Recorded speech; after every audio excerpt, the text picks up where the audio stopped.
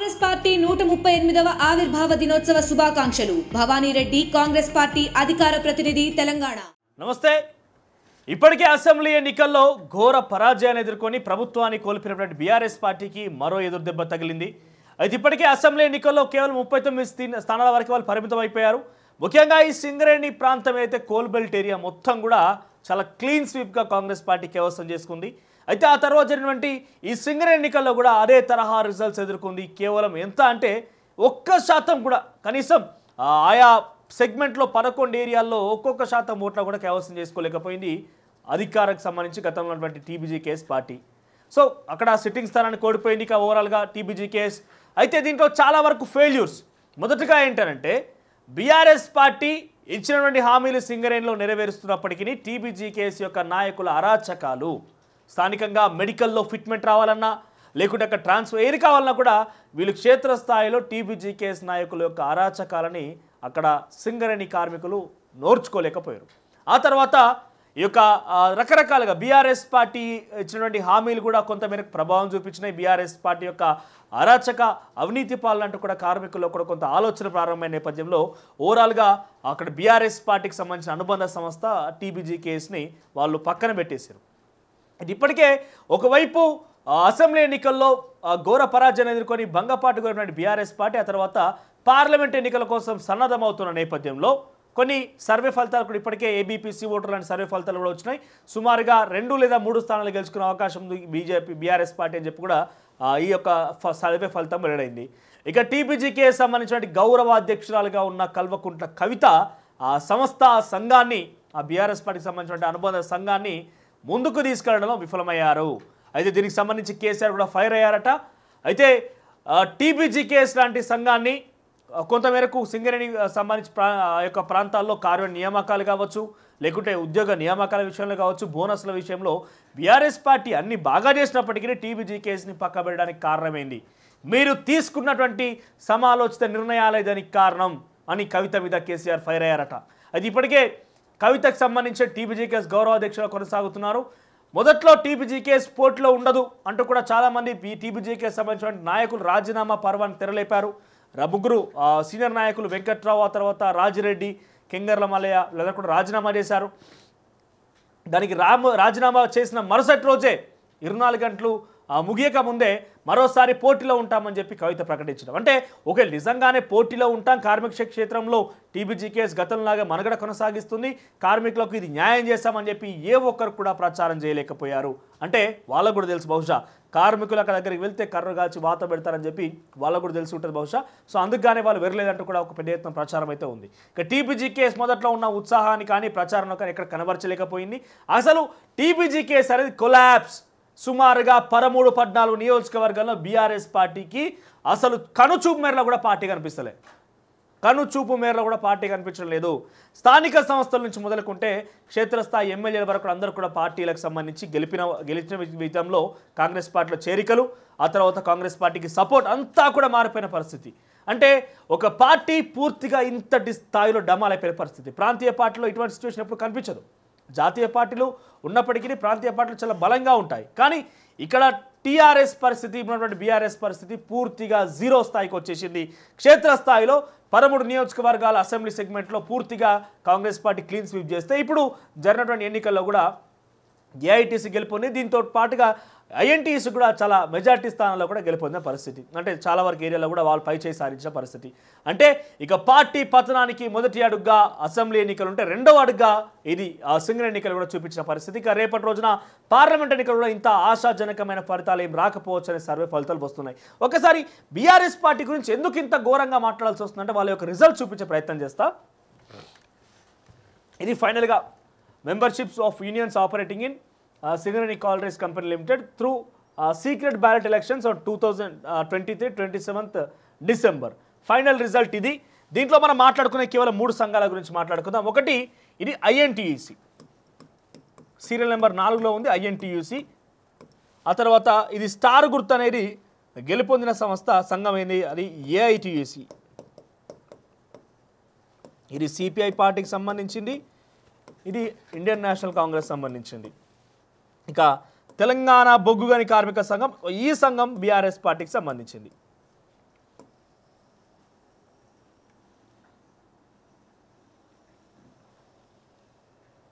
దీని గురించి మనం మాట్లాడుకుందాం. ఆ తర్వాత ఐఎన్టీ సంబంధించి దీని గురించి, ఆ తర్వాత సిపిఐ పార్టీకి సంబంధించిన అనుబంధ సంస్థ అయినటువంటి అనుబంధ సంఘం అయినటువంటి ఏఐటీయూసీ గురించి, ఈ మూడింటి గురించి మాట్లాడుకోవాల్సిన అవసరం ఉంది. దీంట్లో ప్రధానంగా 13 సంఘాలు, 1, 2 ఓవరాల్గా 13 సంఘాలు బరిలో ఉంటే 11 ఏరియాల్లో ఈ యొక్క ఎలక్షన్ ప్రక్రియ బ్యాలెట్ ద్వారా జరిగింది.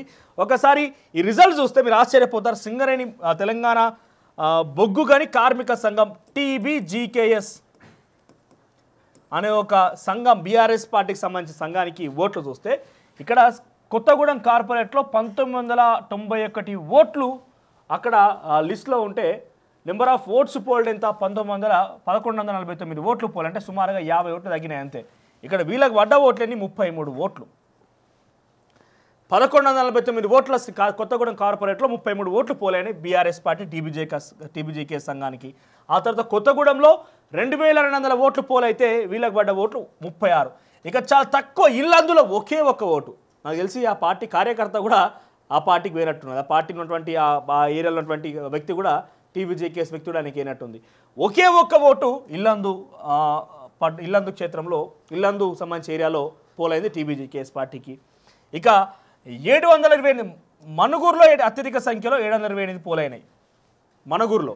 ఆ తర్వాత రామగుండం ఏరియా 1లో 37, రామగుండం RG2లో 47, అంటే 5000 ఓట్లకు కానీ 37 ఓట్లే. ఆ తర్వాత నేరుగా ఇక TBGKS సంబంధించినటువంటి ఎవరు ముఖ్యంగా కెంగర్ల మల్లయ్య కావచ్చు, వెంకట్రావు కావచ్చు, ఆ తర్వాత మిరియాల రాజిరెడ్డి కావచ్చు, ముగ్గురు ఉండేది ఏరియా ఈ 3 RG1, RG2, RG3లో వీళ్ళు అక్కడ పనిచేసేటువంటి ఏరియాలు. అక్కడ ఏమైంది, వాళ్ళకి వచ్చిన ఓట్లు 37, 47, 59. ఇక భూపాలపల్లిలో 57 ఓట్లు. తర్వాత BPAకి సంబంధించి అక్కడ కూడా 3 ఓట్లు. తర్వాత ఏంటిది మందమరిలో, బెల్లంపల్లిలో 3 ఓట్లు, మందమరిలో 81 ఓట్లు. ఆ తర్వాత శ్రీరాంపూర్కి సంబంధించి 216 ఓట్లు శ్రీరాంపురంలో. సో అత్యధిక ఓటర్లు ఉన్నది ఇదే శ్రీరాంపురంలో, అక్కడ 216 ఓట్లు. ఇది సింగరేణి సంస్థకు వచ్చిన ఓట్ల సంఖ్య. అది TBGKS తెలంగాణ బొగ్గు గని కార్మిక సంఘానికి వచ్చిన ఓట్ల సంఖ్య. ఓవరాల్గా ఎంత, 1298 ఓట్లు. 2 సార్లు ఏకతాటిగా, ఇది 6వ ఎన్నిక, 2 సార్లు గెలిచినటువంటి TBGKS సంఘానికి, అధికారం ఉన్నటువంటి బీఆర్ఎస్ పార్టీకి సంబంధించిన అనుబంధ సంఘానికి వచ్చిన ఓట్లన్నీ 1298 ఓట్లు. ఇక గెలుపొందిన పార్టీకి, ఆ తర్వాత 2వ స్థానంలో ఉన్న పార్టీకి సంబంధించి వ్యత్యాసం ఎంత ఉందనంటే ఒక్కసారి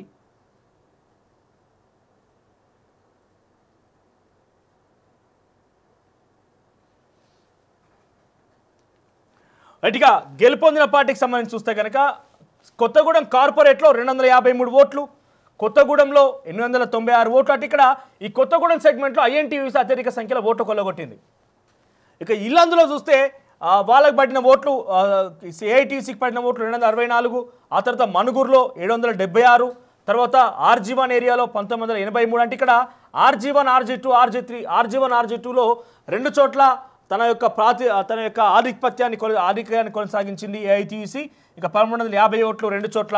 ఆ తర్వాత RG3లో 1256, ఆ భూపాలపల్లిలో 1922, తర్వాత బెల్లంపల్లిలో 497, ఆ తర్వాత మందమరిలో 2117, ఆ తర్వాత శ్రీరాంపురంలో 4556 ఓట్లు.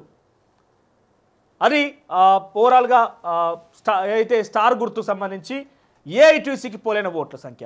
ఇక మొత్తం మీద 16,177 ఓట్లు పోలైనవి AITCకి, గెలుపొందిన సంస్థకి. అయితే ఇందులో చూస్తే మీరు RG1 ఇక్కడ గెలుపొందినటువంటి అంశాలు ఏంది, RG1లో AITC గెలుపొందింది, RG2లో AITC గెలుపొందింది INTC మీద.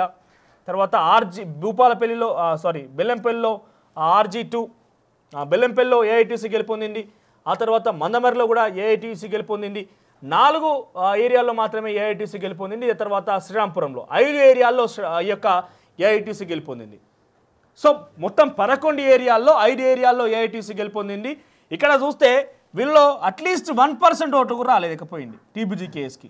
గెలుపొందిన సంస్థ నుంచి 1%, కేవలం మణుగూరులో మాత్రమే తన యొక్క ఒక ఆధిక్యాన్ని కొనసాగించగలిగింది టీబీజీకేఎస్ సంస్థ 728 ఓట్లతోని తప్ప ఒకే ఒక్క ఓటు ఎక్కడ ఇల్లందులో పాపం ఒకే ఒక్క ఓటు పోలేదు. ఇంతమంది 604 మంది పోలింగ్లో పాల్గొంటే ఇల్లందులో టీబీజీకేఎస్కి వచ్చిన ఓటు ఒకే ఒక్క ఓటు వచ్చింది.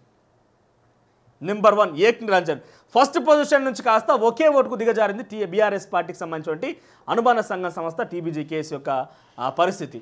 ఇక రెండవ స్థానంలో నిలిచినటువంటి ఐఎన్టీయూసీ చాలా హోరాహోరీ పోరునిచ్చింది ఏఐటీయూసీకి. ఇక్కడ వాళ్లకు కొత్తగూడెం కార్పొరేట్లో పోలైన ఓట్లు 549, ఆ తర్వాత కొత్తగూడెంలో 1129. సో వాళ్ళు ఇక్కడ ఆధిక్యం కొనసాగించారు. ఇల్లందులో కూడా 311 ఓట్లతో వాళ్ళ ఆధిక్యం కొనసాగించారు. తర్వాత మణుగూరులో కూడా ఆధిక్యం కొనసాగించి 2 ఓట్లతోని 778 ఓట్లతోని. ఆ తర్వాత RG1 RG2లో ఏఐటీసీ మీద పరాజయాన్ని ఎదుర్కొంది. RG3లో వాళ్ళు ఆధిక్యాన్ని కొనసాగించారు. ఇప్పటికి 4. ఆ తర్వాత ఇక్కడ భూపాలపల్లిలో కూడా ఆధిక్యతను కొనసాగించారు ఐఎన్టీయూసీలో. తర్వాత 375 ఓట్లతో బెల్లంపల్లిలో తన యొక్క ఆధిక్యతను తగ్గిపోయింది, ఏఐటీసీ గెలుపొందింది అక్కడ. ఆ తర్వాత మందమరిలో కూడా ఏఐటీయూసీ, ఆ తర్వాత శ్రీరాంపూర్లో కూడా ఏఐటీయూసీ. అంటే ఓవరాల్గా ఇక్కడ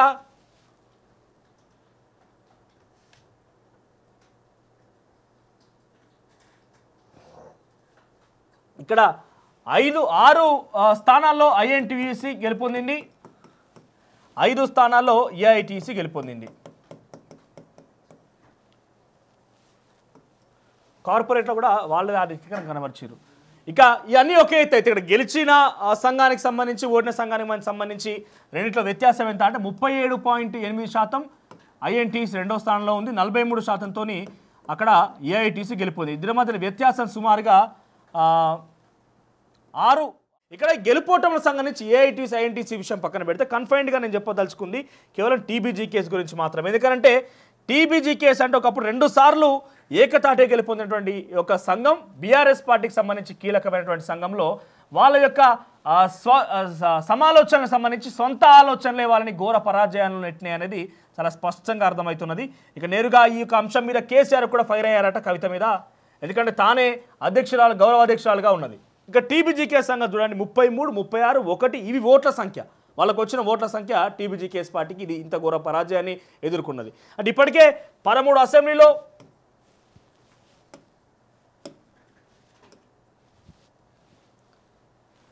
వాళ్ళ అసెంబ్లీ ఎన్నికల్లో ఘోర పరాజయాన్ని ఎదుర్కొన్నారు. 39 స్థానాలకు పరిమితమైంది. ఇక్కడ టీబీజీకేఎస్లో వాళ్ళు తమ సత్తా చాటలేకపోయారు, కోల్పోయిన పరిస్థితి. ఆ తర్వాత స్థానిక సంస్థలలో కూడా సర్పంచులు, ఎంపీటీసీ, ఎంపీలు అందరూ కూడా ఇప్పటికే కాంగ్రెస్ బాట పడుతున్న పరిస్థితి. రేపటి రోజున పార్లమెంట్ ఎన్నికలు వచ్చినా కూడా ఏబీపీ ఓటర్ ఇచ్చే సర్వే ఫలితం చూస్తే కేవలం 2 నుంచి 3 స్థానాలు మాత్రం గెలుపొందే అవకాశం అని చెప్పి, అంటే కేవలం 2 నుంచి 3 స్థానాలు అంటే చాలా ఘోర పరాజయం. అంటే సుమారుగా పార్టీ శిథిలావస్థకే, మరీ ఇంత వ్యతిరేకత కనబరిచిన పార్టీ ఏది కూడా లేదు. మీరు గతంలో కాంగ్రెస్ పార్టీ విషయానికి వచ్చినా కూడా తెలంగాణ ఉద్యమం లాంటి సిచ్యువేషన్లో కూడా వైఎస్ఆర్సీపీ లాంటి పార్టీ తెలంగాణలో గెలిచింది, తెలంగాణలో కాంగ్రెస్ పార్టీ గెలిచింది, టీడీపీ పార్టీ లాంటి పార్టీ గెలిచింది తప్ప ఇంత ఘోర పరాజయాన్ని ఎదుర్కొన్నటువంటి పార్టీ ఏది కూడా లేదు. ఒక అనుబంధ సంస్థ 2 సంవత్సరాలుగా వాళ్ళు అధికారంలో ఉన్నారు, దాని టర్మ్ ఎక్స్టెన్షన్ అయింది. సుమారుగా 3 నుంచి 4 సంవత్సరాలకు అధికారంలో ఉన్న వాళ్ళపై సంఘమే ఇట్లా ఘోర పరాజయాన్ని ఎదుర్కొంది. ఇక ఘోరాతి ఘోరం ఏంటంటే ఇక్కడ ఇల్లందులో 1 టికెట్, 1 ఓటు, తర్వాత బెల్లంపల్లిలో కూడా 3 ఓట్లే. సింగిల్ డిజిట్కి పరిమితమైంది ఈ పార్టీ. ఇకపోతే కనీసం వీళ్ళకు వచ్చినటువంటి మెజారిటీ కూడా వీళ్ళకు ఓవరాల్ సంఖ్య రాలేదు.